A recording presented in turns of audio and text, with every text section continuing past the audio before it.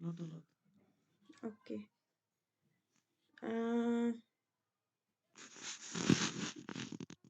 Share screen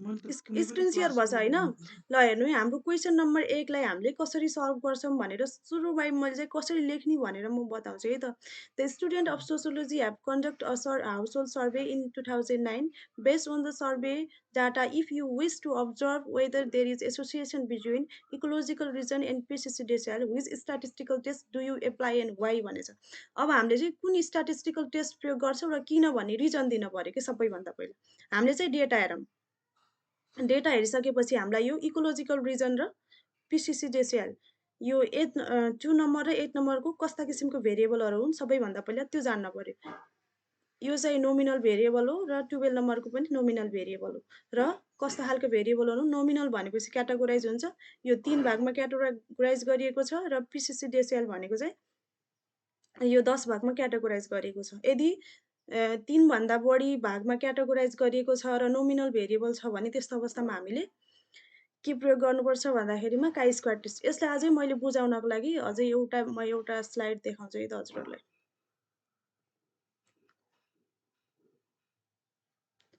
त्यो जुन data छ नि डाटाको यतापट्टि नोमिनल ल यो हेर्नुहोस् है स्केल यो हेरेपछि हजुरहरूले एकदम स्पष्ट हुनुहुन्छ सबैभन्दा पहिला यो पढ्नुपर्ने हुन्छ कि मैले बेसिक पढाइन बेसिक कुरा के हुन्छ भने नेचर कस्तो किसिमको हुन्छ यदि बेसिक नोमिनल नेचरको छ भने क्याटेगोरिकल हुन्छ भेरिएबलहरू होइन यदि अर्डिनल छ भने त्यो भेरिएबलहरू क्याटेगोरिकल बट ऱ्याङ्क हुन्छ होइन अनि त्यसपछि इन्टरभल छ भने न्युमेरिकल हुन्छ रेटियो छ भने न्युमेरिकल हुन्छ जस्तै मैले यहाँ एसपिएसएसमा गएर देखाउँछु यदि नोमिनल छ भने भेरिएबल होइन नोमिनल छ भने के भयो यहाँ क्याटेगोराइकल भयो कि भएन यहाँ क्याटेगोरिकल भयो होइन अनि अर्डिनल छ भने यहाँ चाहिँ अर्डिनल भेरिएबलहरू यहाँ छैन म चाहिँ अर्को फाइलबाट देखाउँछु है त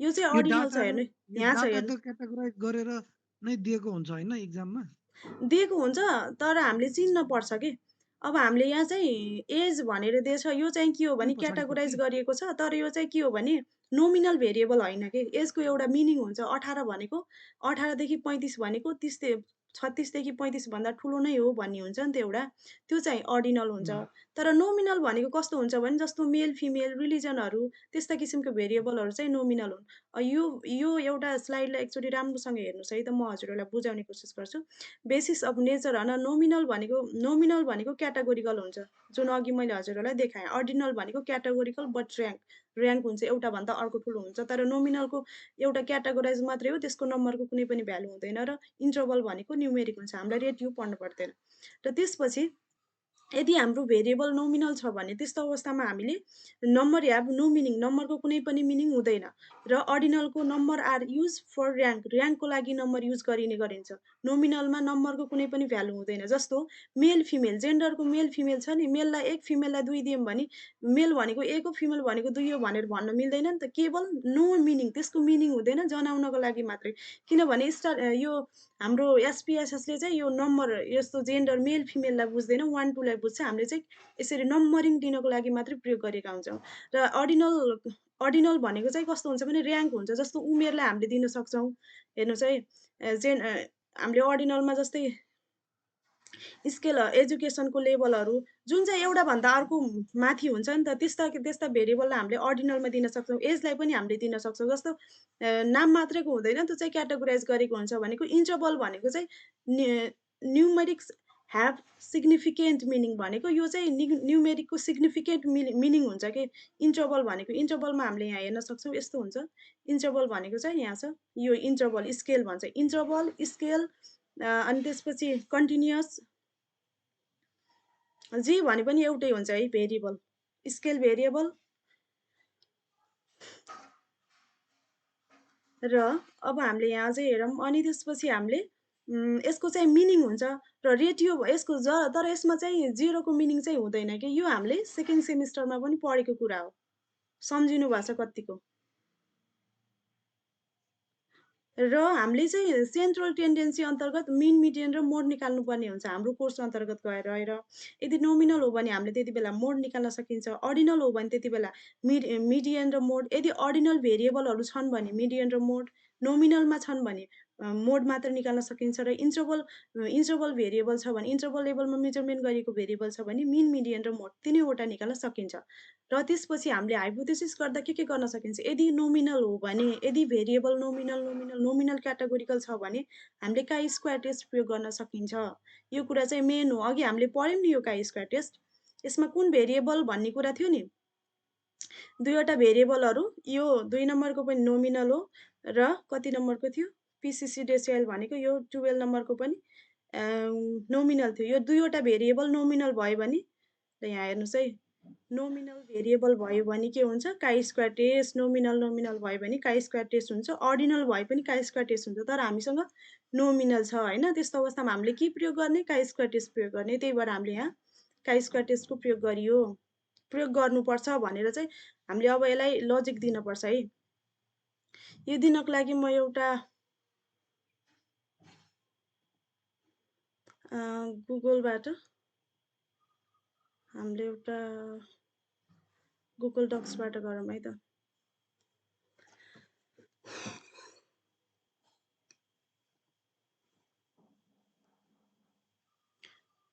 आवाज आइरहेछ नि? आछ होइन? अब यहाँ क्वेसन हेरौँ है।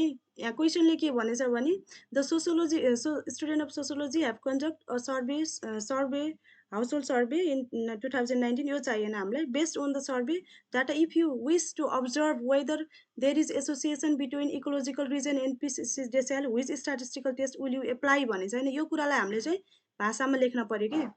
अब भाषामा लेख्नको लागि हामीले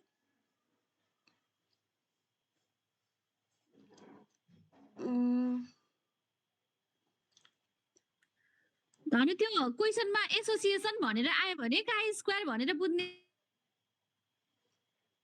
एसोसिएसन होइन दिदी। कस्तो भन्दाखेरिमा त्यहाँ 2 वटा भेरिएबलहरू नोमिनल भेरिएबलमा मेजरमेन्ट गरिएको छ र क्याटेगोरिकल छन्। त्यो क्याटेगोरी पनि 3 भन्दा बढी छ। त्यस्तो अवस्थामा चाहिँ हामीले काई स्क्वायर टेस्ट प्रयोग गर्नुपर्छ भन्ने कुरा चाहिँ बुझ्न पर्यो के। प्लस एसोसिएसन पनि भने रहेछ कि, त्यही भएर मैले फेरि एसोसिएसन त हाम्रो कस्तो हुन्छ भने काई स्क्वायर टेस्टमा पनि एसोसिएसन हुन्छ, टिटेस्टमा पनि एसोसिएसन हुन्छ। यस्ता त्यो विषयवस्तुहरू, रिलेटेड विषयवस्तुहरूमा एसोसिएसन हुन सक्छ। तर एसोसिएसन भन्दैमा काई स्क्वायर टेस्ट निकाल्ने होइन। हामीले भेरिएबल चिन्नुपर्छ सबैभन्दा पहिला। र कसरी लेख्ने भन्ने कुरा म यहाँ भन्छु है त। एसोसिएसन भनेको रिलेसनसिप भने हो कि? हो, रिलेसनसिप भनेको हो। ल म एकचोटि नबोल्नुहोस् है। म एकचोटि यसलाई सल्भ गर्ने कोसिस गर्छु है। In this case we will apply chi-square test because both variable are in categorical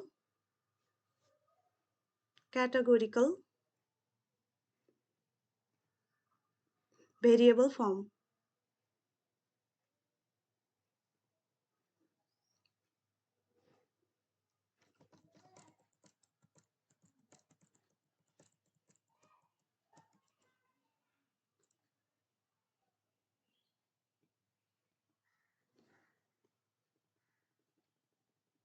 देखिछ? यसलाई चाहिँ हामीले हैन नोमिनल पनि भन्न सक्छौं के। बुझ्नुभयो? यदि यस्तो भयो भने चाहिँ हामीले के गर्छौं? काई स्क्वायर टेस्ट प्रयोग गर्छौं। अनि विथ यसरी अझै हामीले कसरी भाषा मिलाउने, जति राम्रो भाषा लेख्न सक्यो उति राम्रो हुन्छ। विथ मोर देन 3 क्याटेगोरी, हाम्रो 3 भन्दा पनि बढी क्याटेगोरीहरू छन्। त्यसैले हामीले के हुन्छ भने काई स्क्वायर टेस्ट प्रयोग गर्छौं भनेर लेख्ने हैन। त्यसपछि हामीले के गर्नुपर्छ भन्दाखेरिमा सेटिङ हाइपोथेसिस गर्नुपर्छ। सेटिङ हाइपोथेसिस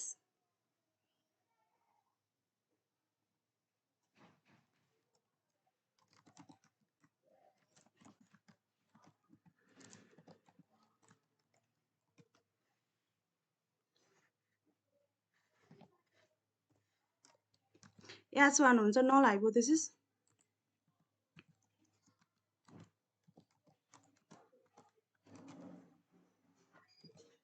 यसलाई चाहिँ H1 ले संकेत गरिन्छ है।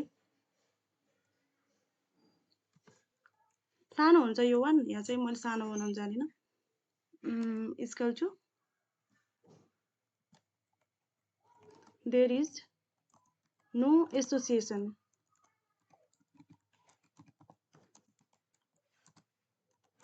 बिट्विन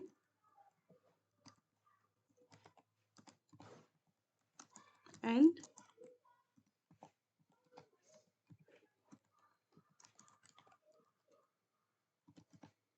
रिजन भनेर हामीले यसलाई नल हाइपोथेसिस क्रिएट गर्न सक्छौँ हैन। अब हामीले अल्टरनेटिभ हाइपोथेसिस पनि गर्न सक्छौँ। यसलाई चाहिँ मैले कपी गर्छु र यहाँ तल पेस्ट गर्छु है त, अलिकति मोडिफाई गरेर। नल हाइपोथेसिसको ठाउँमा अल्टरनेटिभ हुन्छ।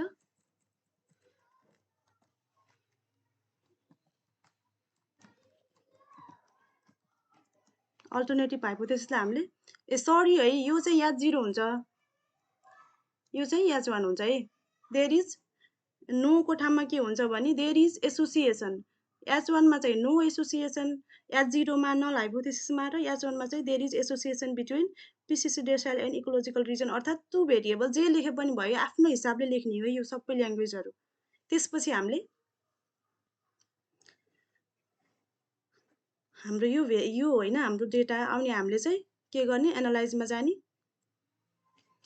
त्यसपछि डिस्क्रिप्टिभ स्ट्याटिस्टिकमा जाने, क्रस ट्याबमा जाने, त्यसपछि यो भेरिएबलहरूलाई कुन कुन भेरिएबलहरू हुन् त्यसलाई ड्र्याग गर्ने, त्यसपछि स्ट्याटिस्टिकमा गएर काई स्क्वायर टेस्टमा क्लिक गर्ने, कन्टिन्यू गर्ने, सेल्समा गएर रोमा गर्ने, त्यसपछि कन्टिन्यू गर्ने, त्यसपछि ओके लेख्ने हैन। त्यसपछि यहाँ हाम्रो दुईवटा डेटा भएर यस्तो आइरहेछ। यहाँ छ हाम्रो भेरिएबल, यहाँ प्राप्त हुन्छ यसरी तीनवटा क्रस ट्याब भनेर। हामीले के गर्नुपर्छ भने यसलाई पनि कपी गर्नुपर्छ। कपी गरेर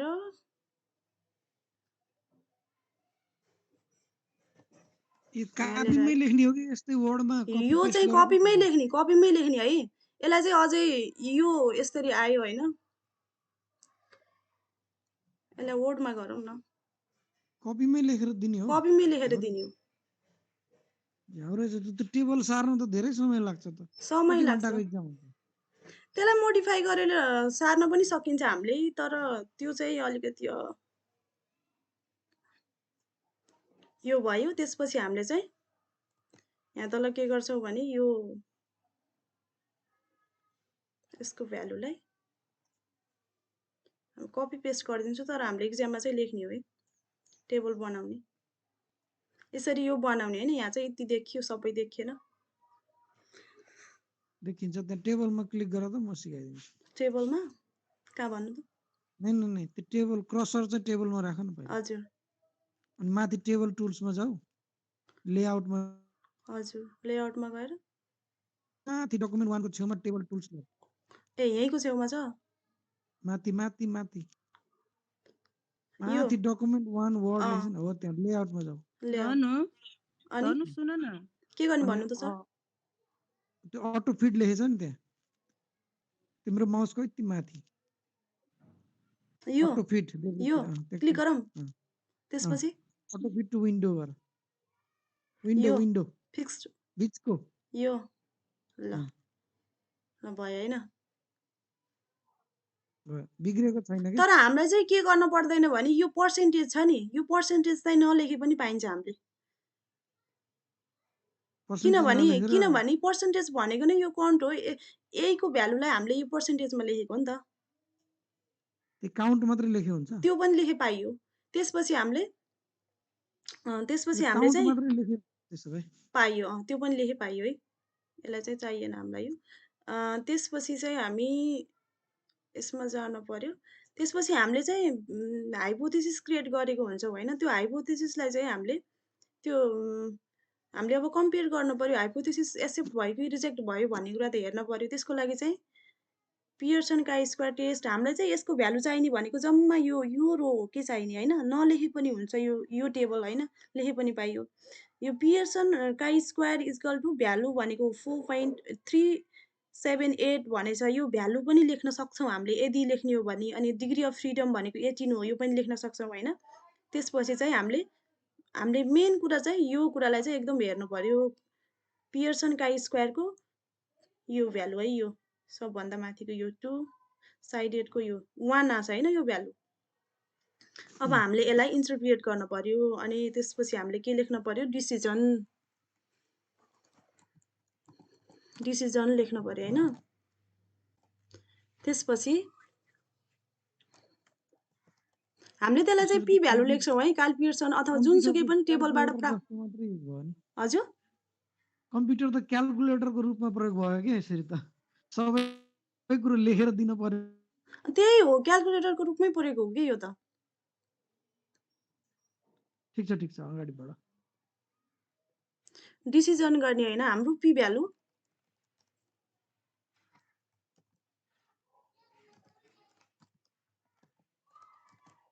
अझै हाम्रो यहाँ भाषाहरू मिलाउन मिल्छ है, सेन्स मलाई अझै राम्रोसँग भाषा हुँदा पी भ्यालु इक्वल टु हाम्रो कति आयो, 1 आयो होइन। इक्वल टु 1 आछ होइन त, यहाँ भ्यालु हेर्नुहोस् है, पी भ्यालु 1.00 आछ होइन, 1 आयो होइन। त्यसपछि हामीले लेभल अफ सिग्निफिकेन्स भनेको यो चाहिँ कम्पेयर गर्ने केसँग हो भन्दा 0.05 हो। यदि क्वेसनले कुनै पनि भ्यालु दिएको छैन भने हामीले 0.05 सँग कम्पेयर गर्नुपर्ने हुन्छ। लेभल अफ सिग्निफिकेन्स अझै यो माथि नै लेखे पनि हुन्छ है।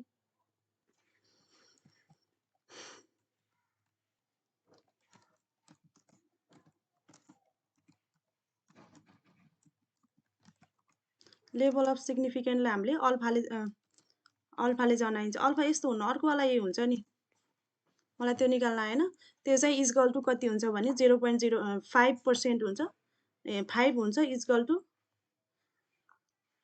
त्यसलाई हामीले 0.05 एज्युम हुन्छ। यसलाई चाहिँ गर्दाखेरिमा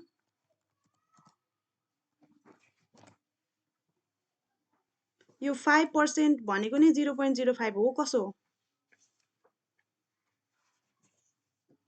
0.05 हो, 5। त्यसपछि यसलाई पर्सेन्टेजमा लैजाँदाखेरिमा 5% हुन्छ हाम्रो लेभल अफ सिग्निफिकेन्स, तर नम्बरमा लैजाँदाखेरिमा 0.05 हुन्छ कि यो पर्सेन्टेजमा हुन्छ होइन, त्यही हो। त्यसपछि अनि हामीले चाहिँ यो पी भ्यालुसँग हामीले यो लेभल अफ सिग्निफिकेन्स र पी भ्यालुसँग हामीले कम्पेयर गर्ने हो। पी भ्यालु इक्वल टु 1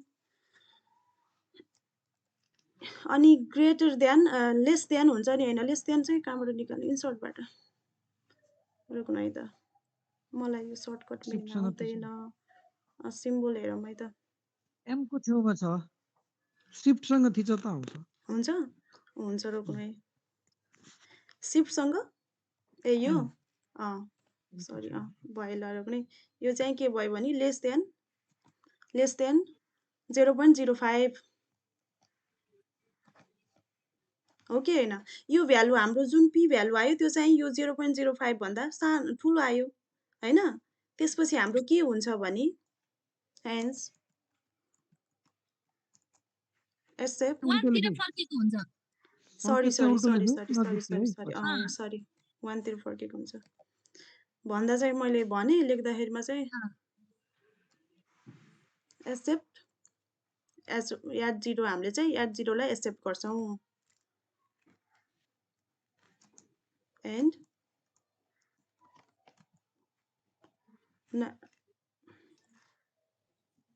0.05 भन्दा ठुलो भयो भने एक्सेप्ट, सानो भयो भने रिजेक्ट। ल हेर्नु है S1 हामीले चाहिँ यदि पी भ्यालु भनेको चाहिँ पी भ्यालु 1 आयो, पी भ्यालु भन्दा 0.05 सानो आयो, पी भ्यालु ठुलो भयो भने त्यस्तो अवस्थामा हामीले एक्सेप्ट एट 0 गर्छौं, त्यसपछि रिजेक्ट H1। त्यसपछि हामीले कन्क्लुजन लेख्छौं।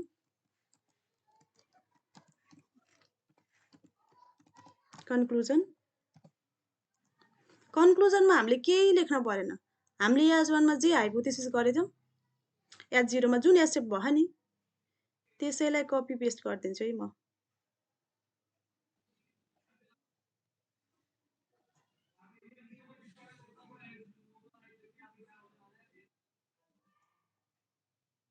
किन भएन यो? Control C copy? गरौँ न। कट पो भयो त। ठिकै छ, कट भए पनि हामीले बुझेका छौँ। ल ठिकै छ, मैले यहाँ पनि राखिदिन्छु, त्यही कट भए पनि राखेँ। कन्क्लुजनमा लगाएर पेस्ट गर्ने।